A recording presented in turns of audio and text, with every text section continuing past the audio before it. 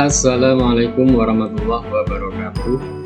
Berjumpa kembali adik-adik semuanya dengan kami Bimbel Marketing, yang mana pada kesempatan kali ini kami akan melanjutkan pembahasan tentang quest untuk seri yang keempat.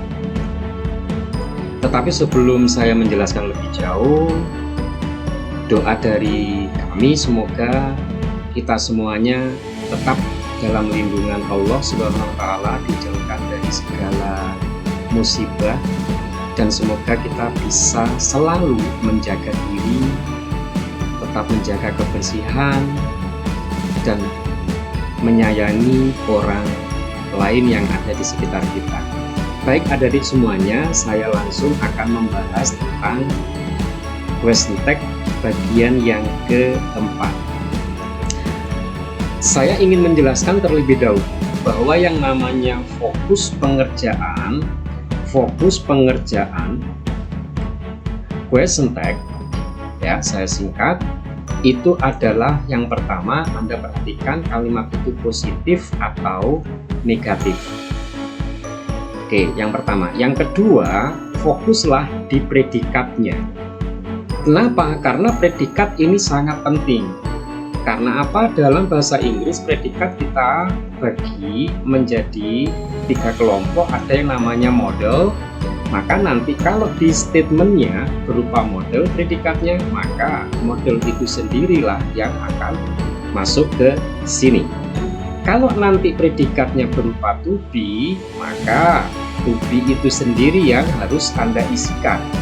Tetapi kalau nanti predikatnya berupa verb, ya, maka di sini bukan verb, tetapi di sini adalah kata bantu. Nah, kata bantu itu diantaranya adalah ada do, ada does. Kapan ini dipakai? Ini dipakai bila kalimat question tag-nya, kalimat statement-nya itu nanti berupa verb 1. Kalau verb 1 nanti silahkan cari jawaban yang D-nya 1. Kalau nanti verbnya berupa verb 2, cari saja jawaban yang ada D-nya 2, did. Tetapi kalau nanti berupa verb 3, nah ini yang adik-adik harus hati-hati. Kalau nanti sebuah kata kerja itu menggunakan verb 3, berarti di depannya sini pasti ada has, atau have, atau had. Gitu ya. Berarti nanti yang diisikan di sini yaitu kata ini sendiri yang dipindahkan gitu saja, dipindahkan ke sini gitu saja, yaitu has, have, had. Itu kawan-kawan untuk mengerjakan model soal yang menggunakan kata kerja, dan kata kerjanya adalah kata kerja verb 3. Mari kita buat latihannya. Oke, soal seperti ini kawan-kawan, Anda fokus dulu kalimat ini positif atau negatif. Kita cermati. Oh, ini kalimatnya positif. Berarti nanti di sini harus negatif. Di sini disediakan oleh pembuat soal semuanya negatif. Berarti Anda tempuh langkah yang kedua. Langkah yang kedua, amati yang namanya predikat. Predikatnya menggunakan apa? Predikatnya ternyata menggunakan has plus verb 3. Berarti jawabannya nanti adalah ini yang dipindah ke sini, sebagaimana saya jelaskan di sini. Berarti nanti kalau Anda ketemu yang namanya soal, predikatnya berupa verb dan verbnya adalah yang verb 3, berbahagialah karena Anda tinggal mencari jawaban ini. Maka jawaban B salah, jawaban C salah. Di soal ini menggunakan has, berarti jawaban D salah. Maka yang benar adalah yang A. Itu untuk pengerjaan soal tentang perfect yang menggunakan present, ya. Kenapa Pak kok disebut present? Karena yang namanya present itu kawan-kawan verb 3 diawali oleh has atau have, ya. Ini ada dua macam. Ini gara-gara apa? Gara-gara subjek. kalau di sini subjek yang mengawali nanti adalah she, he, it. Kalau yang ini have dipakai oleh they, we, I, you. Nah, seperti itu saja. Ini sama halnya ketika adik-adik menggunakan does. Does itu kan dipakai oleh kelompok subjek ini. Kalau do dipakai oleh subjek ini. Jadi mengingat ketiga diawali has atau have itu sama halnya mengingat do atau does. Itu untuk tambahan info ya. Oke, untuk soal yang berikutnya ada soal seperti ini. Nah, soal question tag itu model-modelnya ada kalimat positif. Yang kedua ada model kalimat negatif. Ini model-model soal. Ya, model soal question tag itu ada 4 sejauh ini. Nah, di soal ini negatif, berarti di sini positif. Langkah yang kedua sekarang yang harus Anda lakukan adalah menentukan di soal ini pakai predikat apa. Predikatnya lagi-lagi kan ini. Ya, karena kita sedang membahas tentang perfect. Nah, berarti jawabannya nanti 1 harus positif. Berarti kita hakimi yang negatif salah. Yang negatif salah, berarti ini salah. Ini salah. Karena soal ini menggunakan has, ya sudah cari jawaban yang mengandung has. Maka jawabannya adalah yang B, yang D salah. Sangat mudah kalau Anda ketemu soal yang menggunakan perfect. Gitu ya, seperti ini. Oke, next untuk berikutnya. Model soal yang lain. Adik-adik semuanya Anda cermati. Nah, di sini model soal yang ketiga, ini model soal yang ketiga yaitu menggunakan namanya semi negatif. Kalau menggunakan semi negatif berarti kalimat yang ada semi negatifnya itu kita sebut negatif. Maka question tag-nya di sini harus positif. Mungkin ada adik yang baru melihat video ini langsung ke video yang keempat ini, yang disebut semi negatif itu yang apa saja, Pak? Semi negatif itu diantaranya adalah kata never, ya, hardly, seldom, dan sudah saya jelaskan yang lainnya ada di video 1, 2, atau 3. Maka soal ini kata kuncinya adalah ini. Oh, ada never, berarti kalimatnya negatif. Berarti di sini harus positif. Kalau positif berarti jawaban A salah, jawaban B salah. Maka jawaban yang benar adalah yang C karena D menggunakan had. Sementara soal ini menggunakan has. Itu. Untuk yang berikutnya kawan-kawan, model soal yang keempat. Model soal yang keempat, maaf, ini modelnya sama. Saya langsung saja. Ini adalah model soal yang keempat. Nah, ini bukan ya, mohon maaf. Oke, saya langsung membahas tentang yang model keempat. Model yang keempat itu nanti bisa jadi ketika Anda ujian akan ketemu yang namanya model question tag dalam kalimat majemuk. Yang disebut kalimat majemuk itu adalah ada 2 subjek, ada 2 predikat, ada 1 conjunction. Nah, ini namanya kalimat majemuk. Berarti kalau demikian ini adalah kita namai subjek, ini adalah kita namai predikat, ini juga namanya adalah subjek, ini namanya juga adalah predikat.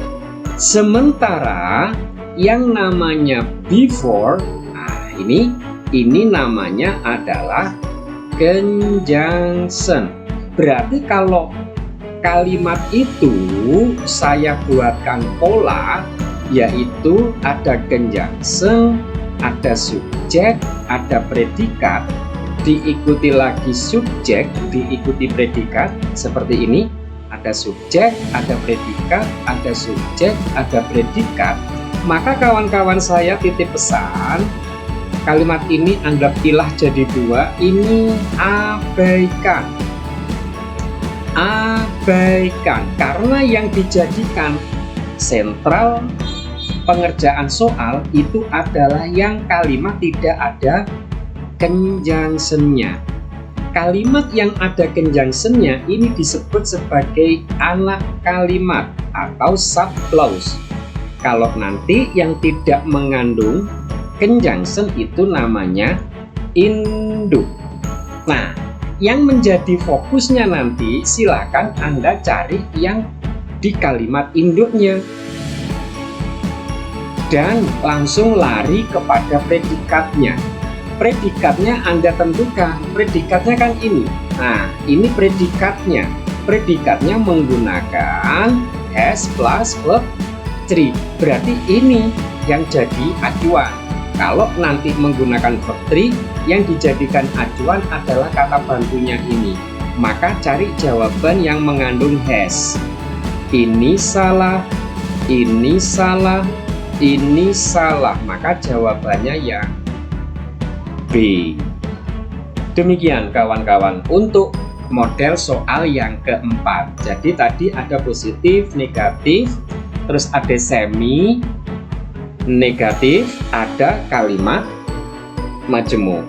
Tetapi hati-hati kawan-kawan, kadang-kadang pembuat soal itu iseng, sengaja ngerjain siswa. Dengan cara apa? Dengan cara meletakkan predikat-predikatnya. Anda perhatikan di soal ini, soal nomor 1 jawabannya apa? Soal nomor 2, nomor 3 ini jawabannya apa?